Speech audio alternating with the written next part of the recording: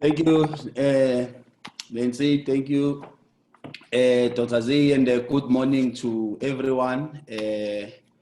Welcome to this third class in our series of courses that are being delivered by the National School of Government in partnership with the Chinese Academy of Social Sciences. We are very humbled by having members of the executive, members of the legislature of the province of Gauteng being part of this session this week and next week. We do appreciate that this comes at great sacrifice to you. You have to cancel attending cabinet meetings and many other responsibilities that you have. So we do not take for granted the decision to join this program.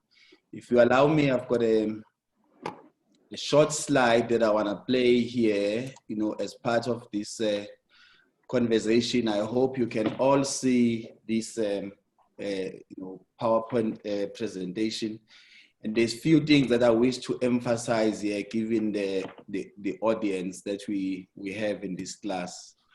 That and it's based on my understanding of how this will impact. We working with our partners like in CAS, we providing this program, because the Constitution of the Republic is very clear on what is expected of us as public representatives, elected and appointed, those of us who are bureaucrats, and this is what is expected of us. So when we provide such opportunities for training and learning and development, it's because we hope in the end it will translate to the fulfillment of what is contained in the Constitution, so that there's water, there's food on the table, and so on. And this is the reason why, we bring, members of the executive here, senior bureaucrats, councillors, and others, and we are trying to build that kind of capacity across the system,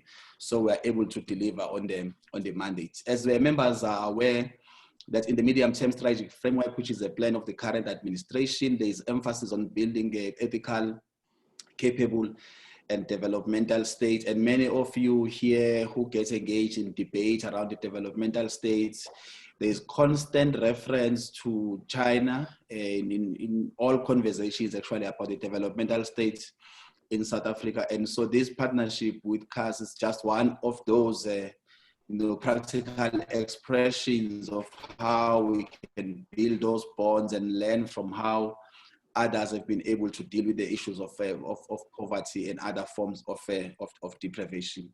I mean, the seminar is you'll go through the orientation, right now, but part of what we aim to achieve through this undertaking is to broaden your perspectives as members of the legislature and members of the executive on how you deal with matters of economic governance. And so the best of the scholars who've been mobilized here to be part of this conversation are people that will be engaging with you using their experience in China, in Southeast Asia, as well as globally, to deepen our understanding of matters of economic governance and how we can transform the economy, as it were. And as I've indicated, it does support government objectives of pursuing inclusive growth.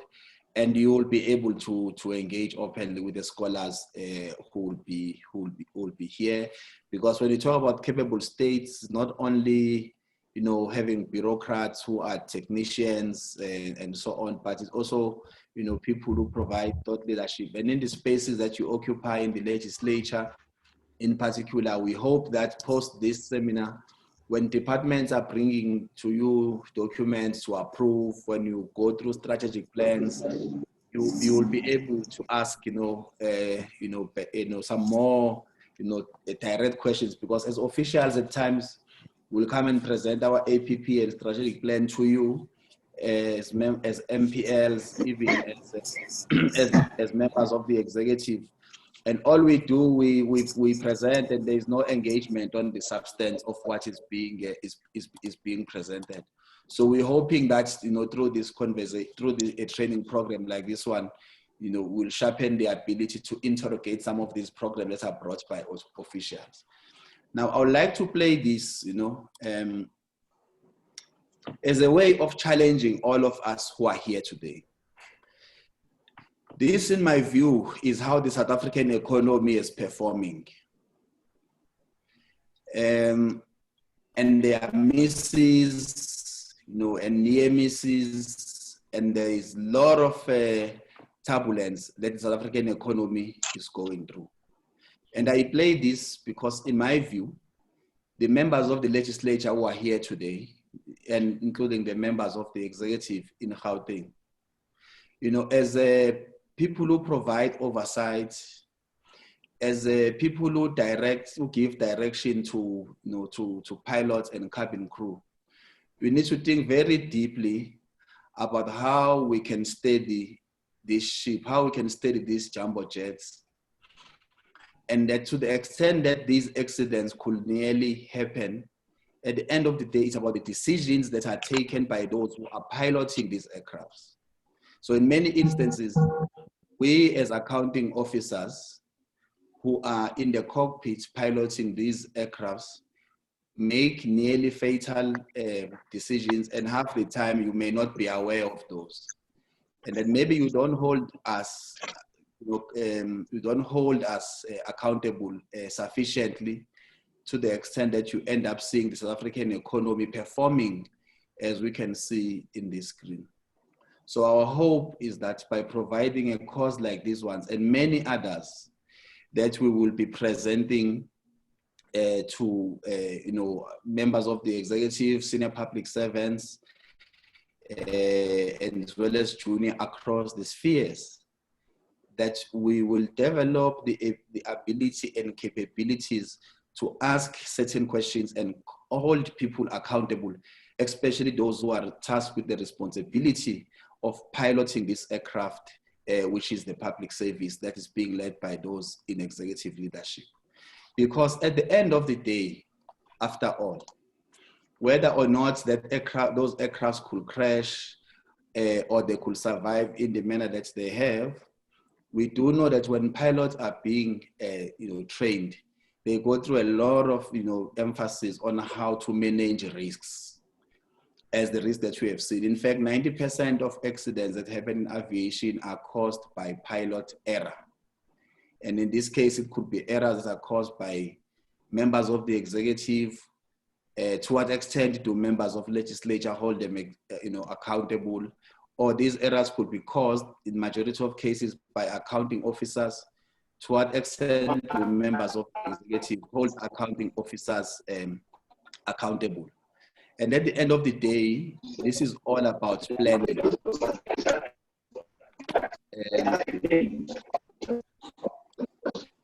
There is a, can someone mute? Okay.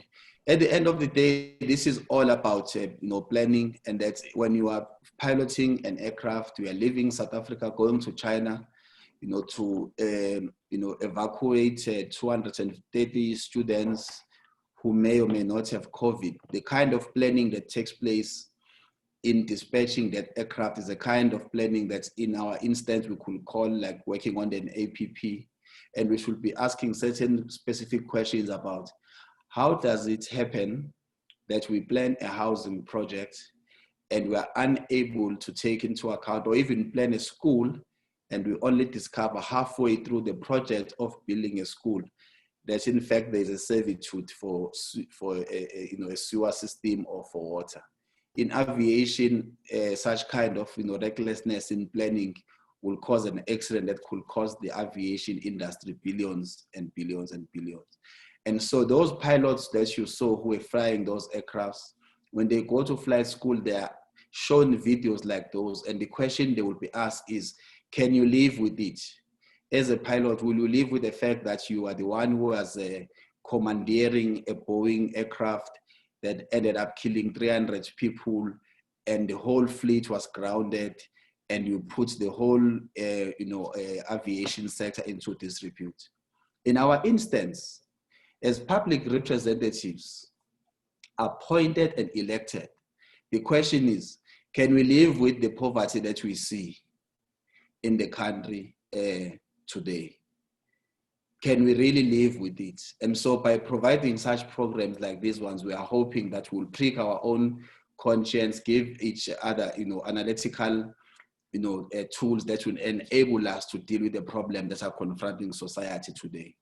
And finally, there is a responsibility for the current administration of building institutions, and that when we build institutions, we've always been thinking we must build institutions that are resilient, institutions that are built to last. And so the question to us attending this program in the next 2 weeks is, in the decisions we make, either as a committee in the legislature where we are approving or commending an approval of a program brought by the executive, or that as members of the executive, when you make approval of proposals that are brought to you by bureaucrats, are you making those decisions fully cognizant of the fact that the conditions tomorrow may change? As you can see in this bridge that was built in Honduras, over decades, the communities here were struggling to connect between each other. So a decision was taken to build a bridge. And this was a major success in service delivery, for the country, that we were able to connect the two communities. It became a corridor of trade. But as nature will have it, the river diverted, took a different course, as you can see. And that's a bridge that was planned for years, and it was built and built to last. Suddenly the bridge means nothing. And this is what happens in some of the decisions that we make as members of the executive, as members of parliament, and even as senior managers in government. That's whereas for many years we were making decisions because we wanted to build things that will last, the current condition tells us that we now need to build things that will last, but also those that will adapt.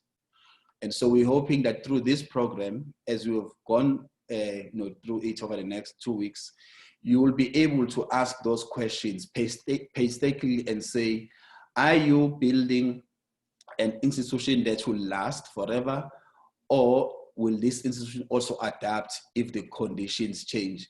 As we can see in this case, that the part of the river changed and this bridge became meaningless. And so welcome again to this third sitting of our course with the Chinese Academy of Social Sciences. Ordinarily, we will have sent some of you to Beijing, but under COVID conditions, we are unable to, but we thought we shouldn't waste the great opportunity we have available before us of arranging training programs through the Zoom arrangement, and that hopefully in future, through the people-to-people exchange arrangement that we have, we will be able to send some of you to the academy in Beijing itself. It's a great institution, and that you will continue to deepen your perspective and sharpen your analytical tools so that you can scrutinize everything we bring before you, and that you can hold us accountable. Once again, thank you very much for coming. May you have a great. Thank you very much for coming.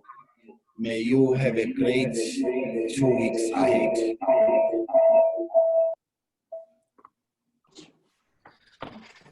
Okay, thank you. Thank you, Principal. Thank you for the participants for your time and the engagement to the program for the 2 weeks. We all know that you have a very tight schedule, and we understand that. So just as Principal just said, let's make this seminar kind of a platform for exchange of ideas. Instead of just listening to the lectures, we encourage you to ask questions and discuss them with our professors. So after this, I will share with you some of the requirements or introduction of the sponsors, organizers, and requirements, protocols of a class.